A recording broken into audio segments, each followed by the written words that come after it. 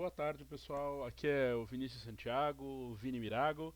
E a ideia aqui é aproveitar esse período de coronavírus, de quarentena, e gravar alguns vídeos. Então esse é o primeiro vídeo, um vídeo teste, falando um pouquinho sobre vinhos rosés, é um estilo de vinho que eu gosto bastante. E quero saber depois o feedback de vocês, se vocês gostaram do vídeo, se não gostaram, se faltou alguma informação, o que vocês querem que melhore. E os vinhos rosés são uma das três categorias de cor de vinho. Então a gente tem vinhos brancos, rosados e tintos. Lembrando que vinho laranja é uma categoria de vinho branco, é um estilo de vinho branco. Vinho verde é uma denominação de origem do norte de Portugal. E vinho azul não é vinho. São bebidas coloridas, geralmente artificialmente ou com corante natural do vinho, mas não é uma coisa que ocorre de forma espontânea. Então, o vinho rosé é um vinho que vai ter uma pigmentação rosada e, como todo vinho, a base está na matéria-prima, que é a uva. Então, se vocês olharem essa imagem agora, vocês vão reparar que essa é uma uva tinta normal, a polpa é transparente, a polpa não tem pigmento, e a casca tem pigmento. A maior parte das uvas tintas são assim. Existem exceções, que são as uvas tintoreiras ou tintórias, que vão ter pigmento na polpa também. Mas a maior parte das uvas tintas vai ter a cor na casca e não na polpa. Então, o que vai dar cor para um vinho, seja ele rosado, seja ele tinto, é o contato das cascas com o mosto, com o vinho, com o suco da uva. Quanto maior o tempo de contato de uma casca tinta com o mosto, mais cor ele vai transferir. Então, o segredo do vinho rosé está na casca da uva. Ah, então, a base são as antocianinas, esses pigmentos que estão na casca da uva, que vão ser transferidos para o vinho depois, ou durante o processo, na verdade. E o maior tempo de contato desses pigmentos com o líquido, mais cor eu vou ter. Para fazer um vinho rosé, geralmente eu vou deixar esse contato em algumas horas. O pessoal fala na literatura de 4 a 24 horas. Para fazer um vinho tinto, geralmente são alguns dias. Então vão de 5 até 15 dias de contato com as cascas. Isso varia do estilo de vinho para estilo de vinho. Mas quanto mais tempo de contato com as cascas, mais cor eu passo para esse mosto e para esse vinho depois. Essas antocianinas reagem com outros compostos, como os taninos, o acetaldeído, o ácido pirúvico, e dão a cor para o vinho. Então, com maior extração, eu tenho um vinho tinto, com menor extração, eu tenho um vinho rosé. Vinho rosé sempre vai ter uva tinta na sua composição. Eu não consigo fazer vinho rosé só com uva branca, porque eu preciso da cor que está na casca da uva tinta. Eu separei para vocês quatro estilos principais para elaborar vinho rosé e são esses aqui. Então, como é que se faz vinho rosé? Eu fui de estilos específicos para alguns estilos de vinho, vou falar das vantagens e das desvantagens de cada um deles, começando por esse aqui, que, como a taça representa, é um blend de vinho tinto com vinho branco. Geralmente, nesse caso, eu vou usar como base um vinho branco e vou colorir com um pouco de vinho tinto. E a grande vantagem desse estilo é a estabilidade de cor. Então, esse rosé de assemblagem de vinho tinto com vinho branco geralmente é usado para espumantes rosé, é muito usado para champanhe rosé. Por quê? Como o espumante geralmente ele é feito com duas fermentações. Então, a primeira fermentação, faço o vinho base. A segunda fermentação é a tomada de espuma, a espumatização. Eu vou alterar físico-quimicamente esse produto. Essa cor mais estável me ajuda a manter o parâmetro do produto no final. Então é uma técnica melhor para espumantes. E eu vou ganhar durante essa segunda fermentação alguns sabores e aromas específicos. Quando eu tenho um longo tempo de contato com as leveduras, eu tenho os aromas da autólise e tudo mais. E porque eu tenho uma estabilidade de cor, mas eu nem sempre tenho um grande aroma e sabor no meu vinho base, não é tão interessante para vinhos tranquilos. Existem bons vinhos tranquilos, rosés. Vinho tranquilo é o vinho que não tem gás carbônico. É, feitos dessa forma, mas via de regra, essa técnica de misturar vinho branco com vinho tinto é mais usada para espumantes, e o grande destaque dos espumantes do mundo que usa essa técnica é o champanhe rosé. Uh, Geralmente no champanhe vai se usar chardonnay como base e pinot noir vinificado em tinto para dar a cor para esse champanhe rosé. Segunda técnica é uma técnica que vai usar carvão, e essa técnica é uma descoloração de um vinho tinto. Então ela geralmente é usada para fazer rosés de qualidade bem baixa. Então eu vou filtrar o vinho tinto com carvão ativado. Isso é usado, esse carvão ainda é usado na indústria enológica, geralmente para remover defeitos. Era um método mais usado antigamente para fazer rosés. Na verdade, se fazia um rosé para reaproveitar um vinho tinto que tinha defeito. Porque filtrar com carvão vai tirar cor e aroma e sabor. Então o vinho vai ficar descaracterizado. É um rosé muito sem graça, muito neutro, rosé de qualidade inferior, então um vinho ruim.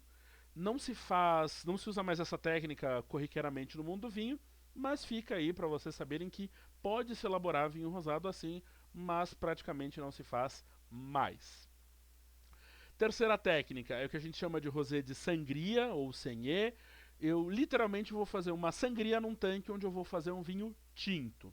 Então eu vou colher essa uva para fazer o vinho tinto, vou esmagar essa uva, colocar no tanque e vou deixar o contato com a casca durante um tempo e eu vou tirar uma parte, 10%, 20% desse mosto que já vai estar rosado e o restante do suco de uva que está fermentando, que ficou no tanque, vai virar vinho tinto e eu diminuindo essa relação entre o líquido e as cascas, eu vou ter um vinho tinto mais concentrado, mais tânico, com maior extração e vou ter um rosé como subproduto.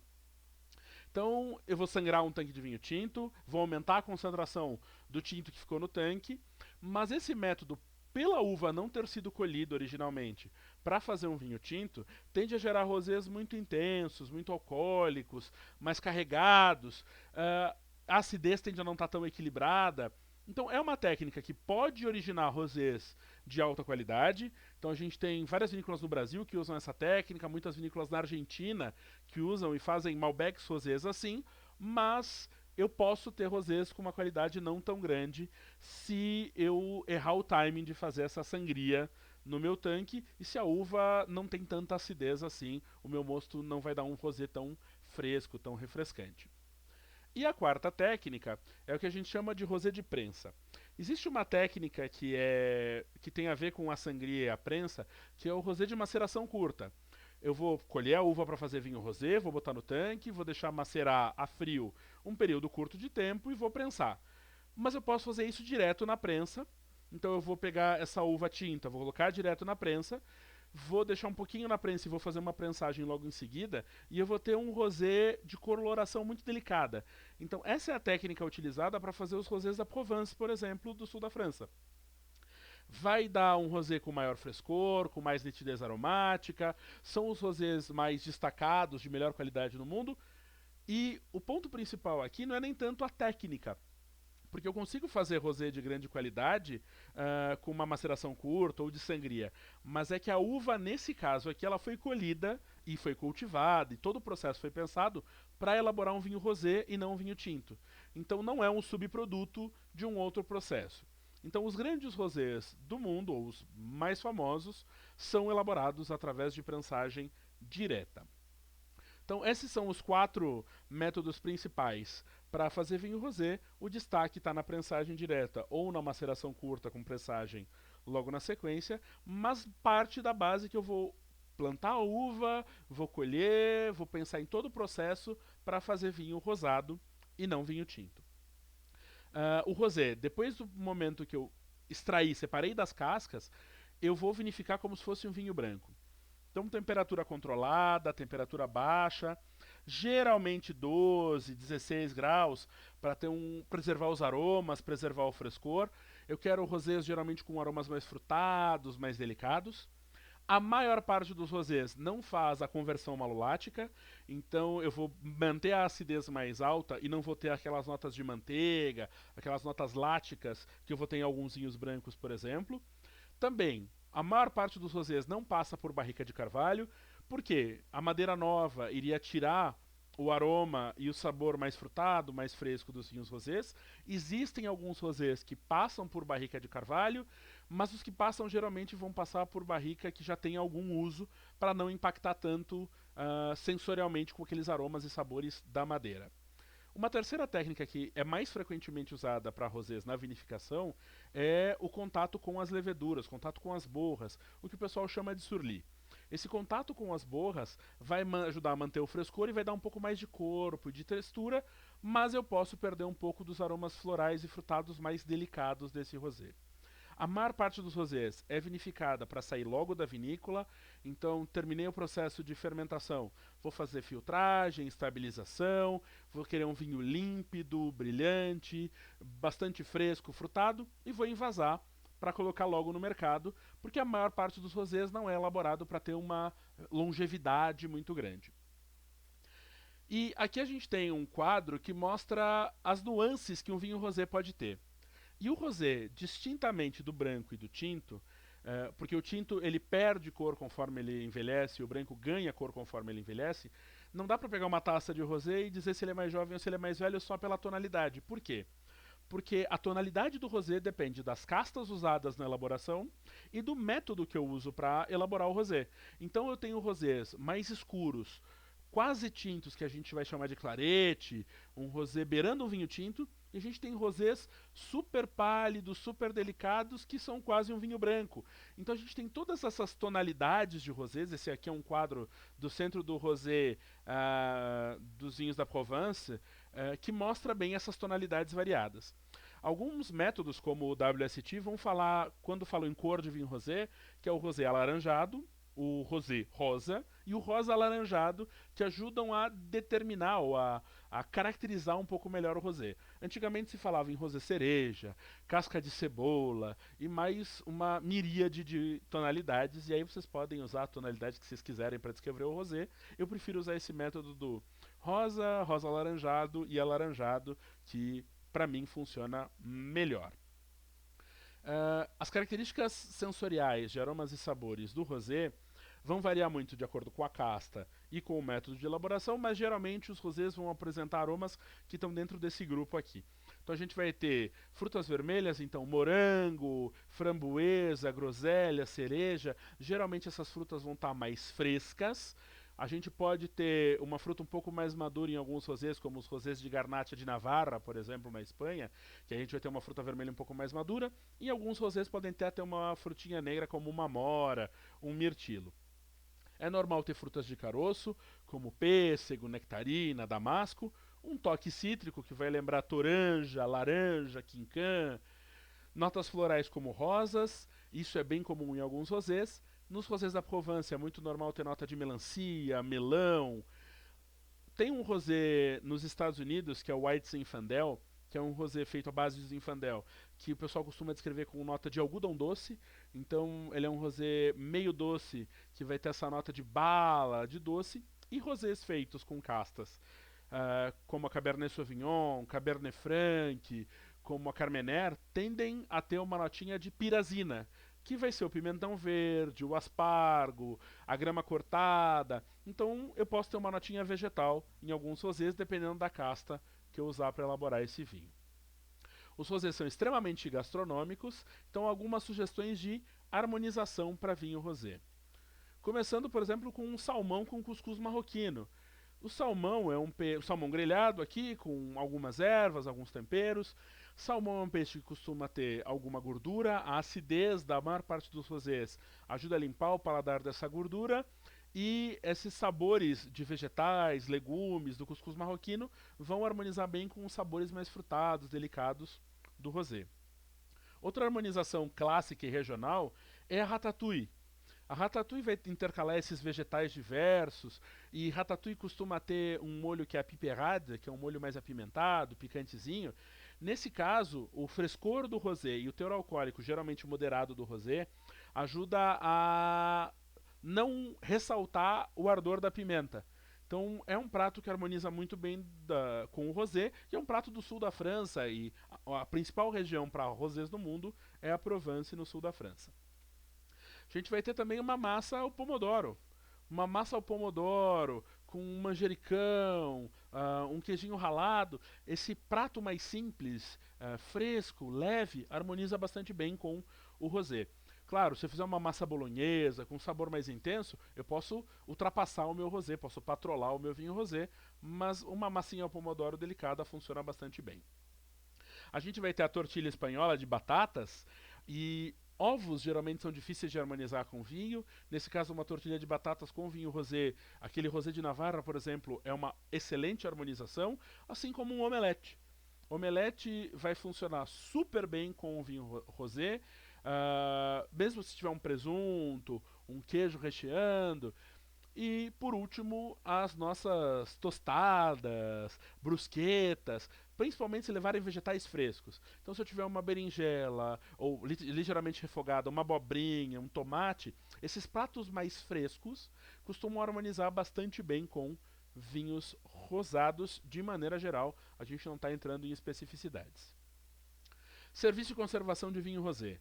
Servir gelado, então 6 a 10 graus. Lembrando que gelado não é estupidamente gelado, porque se tiver gelado demais, eu tendo a restringir a percepção de aromas e sabores. Eu vou servir em taças de vinho branco, em taças menores, para não servir demais, porque se eu sirvo numa taça muito grande, até eu terminar de consumir a dose, esse produto já está quente e ele é agradável gelado. E via de regra, o melhor momento para tomar um vinho rosé é ontem. Quanto mais jovem, melhor. Por quê? Porque o rosé, por ser delicado, por não ter taninos que servem de antioxidantes, por não ter uma estrutura tão grande, geralmente oxidam rápido. Então, e não melhoram, a maior parte deles, com a evolução. Então, nesse caso, rosés, de maneira geral, jovens, leves, frescos, ideal é consumir em até 3 anos. Existem algumas exceções. Exemplo, espumantes rosé de método tradicional. Então, existem exceções. Mas, via de regra, rosé tranquilo, quanto mais jovem, mais fresco, melhor. 4 estilos para conhecer de vinho rosé. Então, começando, Rosé da Provence, referência, tem que provar para conhecer, para saber como é. Os rosés da Provence são frescos e secos, florais e frutados. Alguns têm um toque mineral, um toque às vezes salino no paladar. São muito versáteis na harmonização. Então, esses pratos todos que eu apresentei como sugestão de harmonização costumam harmonizar bem com rosés da Provence. Segundo estilo, Pinot Noir rosés. Tem vários no Novo Mundo, tem alguns no Velho Mundo. São frescos e leves, costumam ter notas de maçã e melão. Queijo de cabra é uma excelente harmonização para um rosé feito de base Pinot Noir. Tem um rosé excelente que é o rosé de Rissé, feito na região da Champagne, com queijo de cabra espetacular. Carne de caranguejo, que tem aquele toque adocicado, também é uma excelente harmonização.